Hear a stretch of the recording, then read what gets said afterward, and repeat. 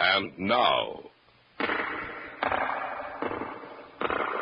Hall of Fantasy. Welcome to the Hall of Fantasy.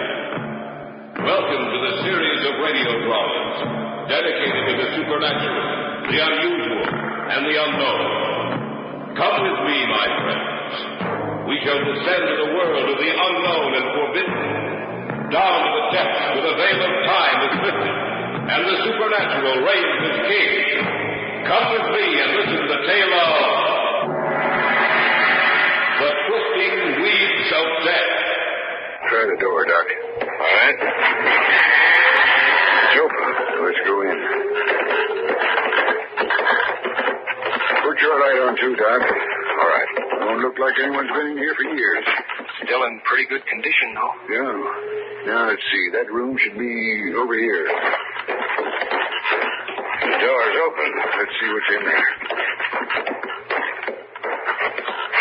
There doesn't seem to be anything in here. You sure you saw what you did, Bob? I'm not lying to you, Sheriff. I know I did. Well, there's nothing in here now. Just a minute. What do you see? Over here. Look at the floor. It's soaking wet. And there's seaweed on it. He's right, Doc. That is seaweed. When I saw her hair, it looked like it was covered with seaweed.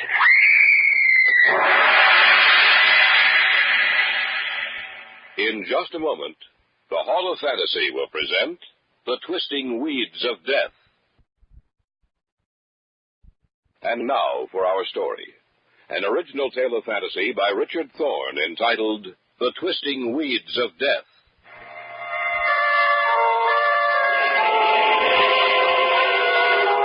The old house stands on the bluff overlooking the sea about 3 miles out of town. It's been empty for almost 20 years. Through the seasons of the year, it stands there, buffeted by the sea wind, tempered by the rain and snow, till its color is changed to a dirty gray. No one goes near it. The people who live in my town on the rocky coast of Maine are a superstitious lot, and ever since that stormy night so many years ago, no one goes near it. The old wives say that death is in that house. My name is Jason Fielding. I'm sheriff of Seaview.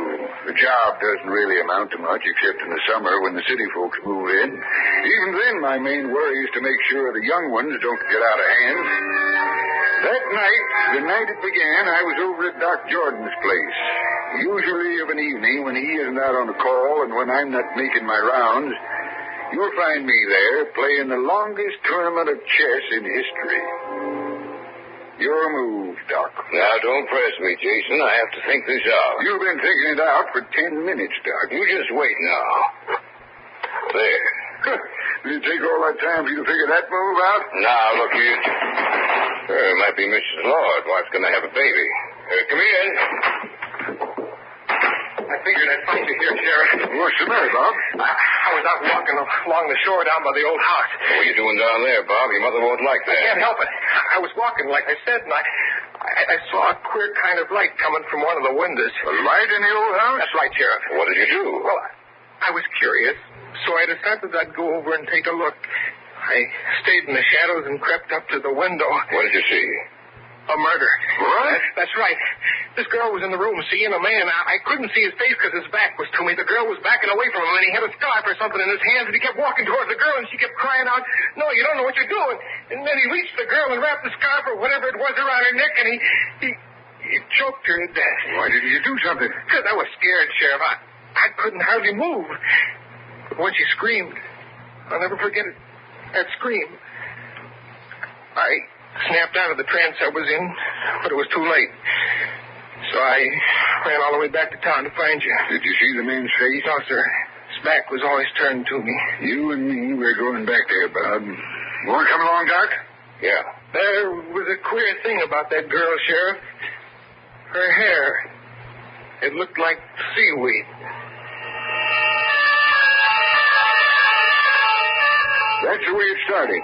The three of us went outside and got into my car. It only took us a few minutes to reach the old house, even though the road leading up to it was gutted and overgrown with weeds. Bob Stanley said he saw a light burning. When we got there, everything was dark. This is good enough, I guess. I thought you said there was a light burning in the house. There was. There's no reason for it to be burning now. Come on, let's go. Right. Good thing we brought along a couple of flashlights. Listen. What's the matter? Did you hear it? Hear what? I heard a scream. I didn't hear anything. I didn't either. I'm not kidding. I heard a scream. What window was the light coming from? That one. There. Well, let's go inside. We'll take a look at it. Sure is a spooky old place. Used to be a beautiful house before. Before what? You weren't even born when that happened, Bob. Before what happened? Before the murder. You mean someone was actually killed out here a long time ago, just like tonight? That's right. Someone was killed a long time ago. Try the door, Doc. All right. It's open. Let's go in. Put your light on, too, Doc. All right. Don't look like anyone's been in here for years. Still in pretty good condition, though. Yeah. Now, let's see. That room should be over here. The door's open. Let's see what's in there. There doesn't seem to be anything in here. You sure you saw what you did, Bob? I'm not lying to you, Sheriff. I know I did. Well, there's nothing in here now. Just a minute. What do you see? Over here. Look at the floor. It's soaking wet. And there's seaweed on it. He's right, Doc. That is seaweed. When I saw her hair, it looked like it was covered with seaweed. Who was that? I don't know. It came from this room. It couldn't I have. tell you, that scream came from this room. Shine your light around, Doc. See, I told you. Couldn't have come from this room. I tell you it did. The boy's right, Doc. It did come from this room. As far as I can see, there's no one else in here, just the three of us. If it didn't come from this room, where did it come from? And who screamed? That's what I'd like to know.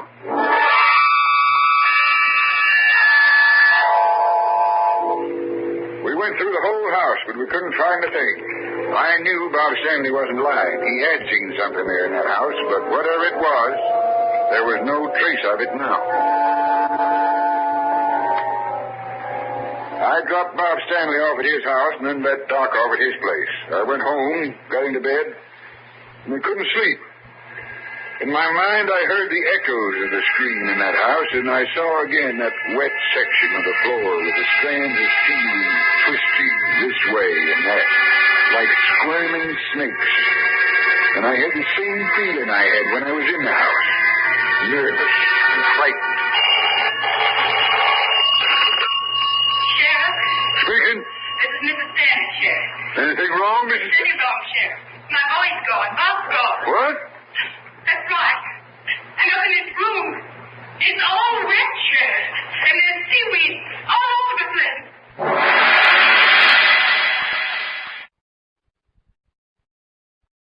Back now to our story. An original tale of fantasy by Richard Thorne entitled The Twisting Weeds of Death.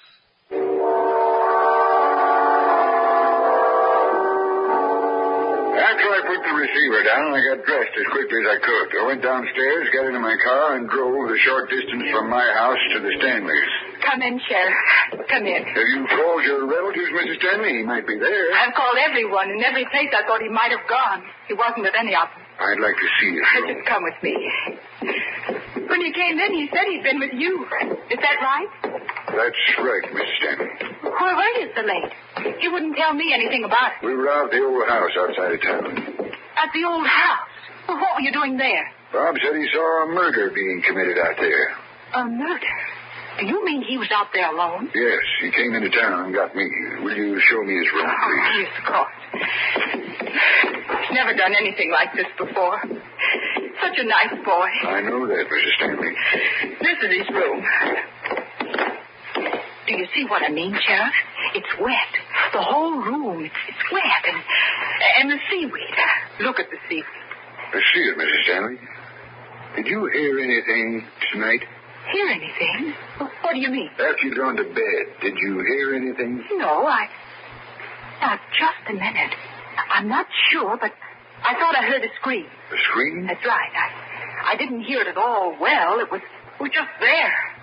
I felt it more than I heard it. How did you discover that Bob was missing? I couldn't sleep. I came into his room to see if he was covered, but he was gone. No, Mrs. Stanley, we'll get him back for you. Ever since his father died, he's been my whole life. I don't know what I'll do if anything happened to him. I'll do my best, Mrs. Stanley. Where is he, Sheriff? What happened to him? And why is his room like this?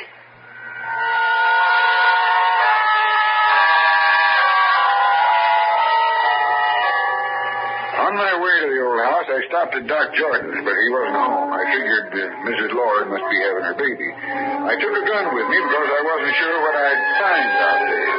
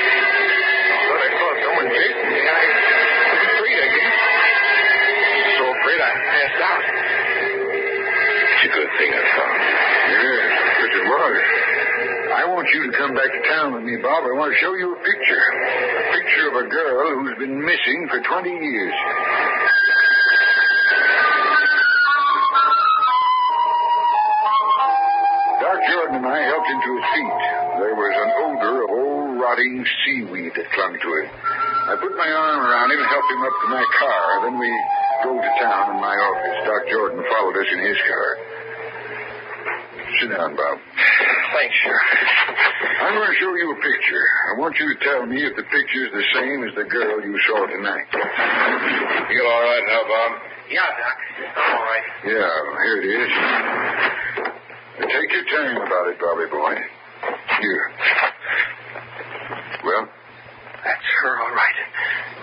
Only the color of her hair is different now. It's green. Green like seaweed. Whose picture is that, Jason? Elaine Scott's. Elaine Scott's? She's been missing for 20 years. Not missing, Doc. I side with the folks around here who say she's dead. Don't be a fool, Jason. Just because someone leaves town suddenly without telling anyone, there's no reason to believe she's dead. Maybe not. My mom told me she was killed.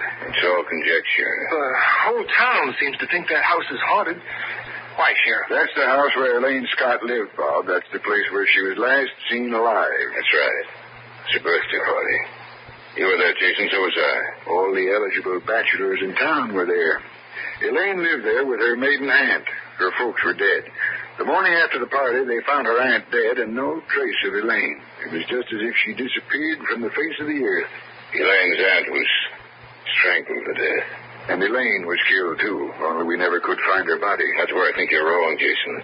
I don't think she was killed. I think she left town after she killed her aunt. Elaine wouldn't have hurt a fly, Doc. People aren't what they appear to be on the outside, Jason. You know that as well as I do. We see a man or a woman only as they look on the outside. We don't know all the little workings of their minds. We don't know what a man really thinks. You're right, Doc. We don't know. There's lots of things in this world of ours that are mighty strange. Things we can't explain. Things we aren't able to say are impossible. Like a sixth sense that warns you of danger. Like hearing someone's voice just as they die. Even though a continent separates you. Like hearing the voice of the dead when they've been gone for years. What do you mean? That's what I think happened tonight. What's the date, Bob? The 25th of May. That's right. What was the date that Elaine Scott disappeared, Doc? May 25th. That's right. 20 years ago tonight, Elaine Scott disappeared from the face of the earth. And tonight she's come back. Come back to point out the person who killed her.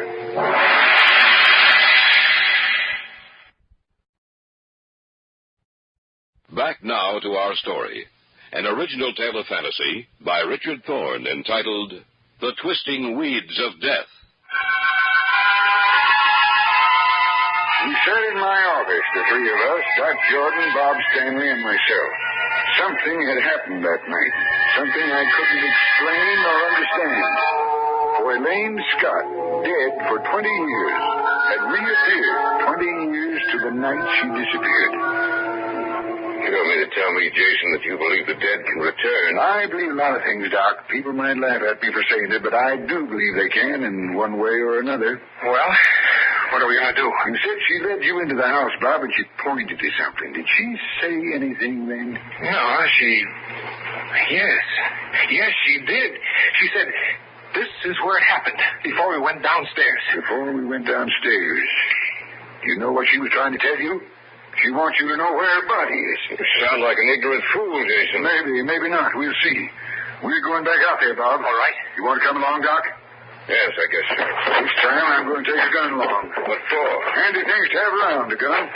That's a ghost, Bob. So a gun won't do you any good, Jason. I got my reasons. Come on, let's go.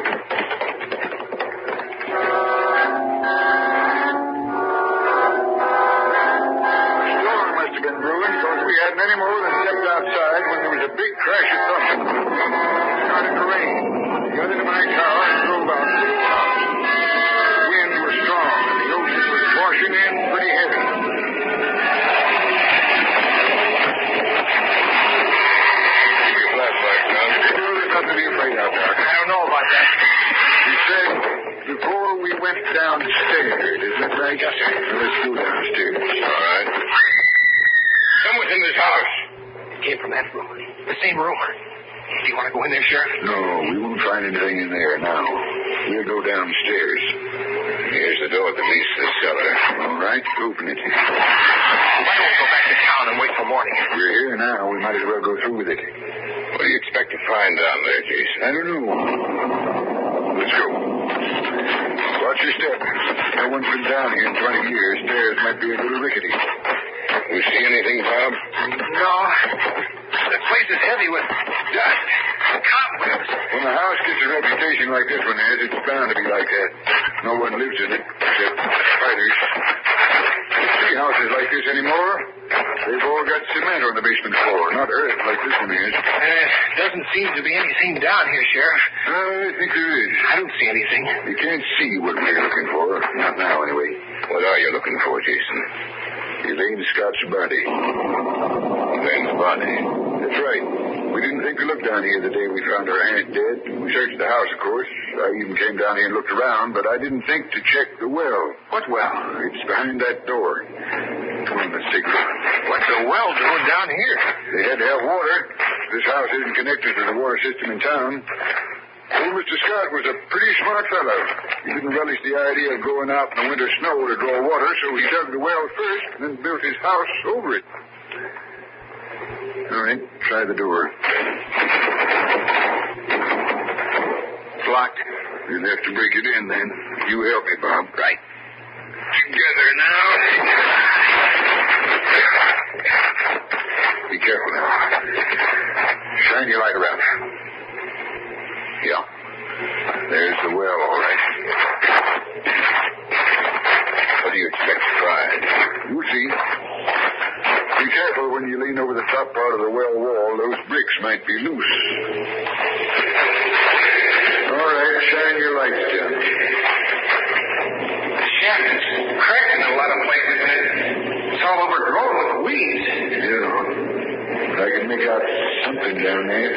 Beneath those weeds, something white. It looks like bones. That's what they are, all right. Bones. Elaine Scott's bones. Watch out. We better get back to the bricks. You were right after all, Jason. I guess I was. What are you going to do now? Well, that depends. On what? What happened that night, Doc? What night? The night you killed Elaine and her aunt. You're crazy, Jason. I don't think so. Comes back to me now, all of it. You stayed behind after the rest of us left. What happened? Look out here! I don't take that gun! You have the gun, Sheriff! That's right. Now, don't try anything, Jason. Now, you either, Bob. You did kill him, man. That's right. Why? You know how I felt about her? I asked her to marry me. She laughed in my face. I must have lost my mind. I killed them both. Ever wonder why I like to play chess with you, Jason? Because I wanted to be sure what you were doing. Because I wanted to be sure you never found out what happened. What are you going to do, Doc? I'm going to kill you. Both of you. And put you down where she is. The gun isn't loaded, Doc. What? The gun isn't loaded. You're lying. Try it and see. You asked for it, Jason. What? Take your gun, Jason. He's making a break for us here. Well, let's get him. Go away, Doc. You'll never get me out. Get out of here. He's coming for the horse, Sheriff. We've got to catch him. What's he going to do? I don't know. He can't get away running in that direction. He doesn't watch out. Watch where you're going, Doc.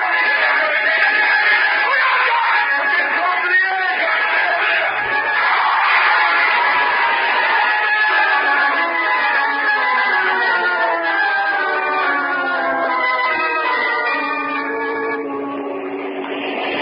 Do you see him? Yeah. Down there on the rocks. Is he still alive? After that fall? No. It's 200 feet down there, those rocks. He isn't alive. We'll come back and get him in the morning. Sheriff? Yes. The girl I saw, she wasn't real, was she? She was real, all right, Bob. You mean she came back? That's right. She came back. There's a lot of things. Oh, just a lot of them. Like I said in my notes, like hearing someone's voice just as they die. Or like seeing them, as you did, after they've been gone for years. Those things can't ever be explained. Elaine Scott came back to me 20 years to the day she was murdered to right a wrong. Now she can rest content.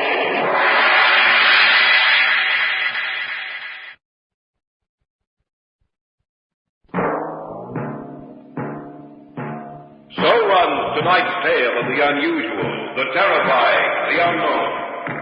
Join us again when next we journey down the corridors of the Hall of Fantasy to hear another strange tale of the supernatural.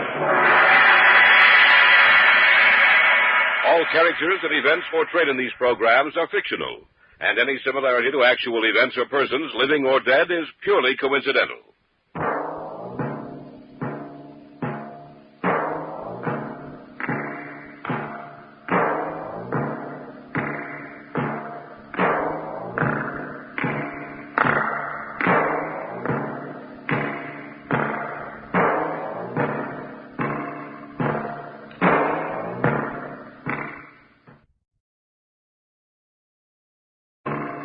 Spooky Ventures is the home for spooky content and spooky merchandise on the web.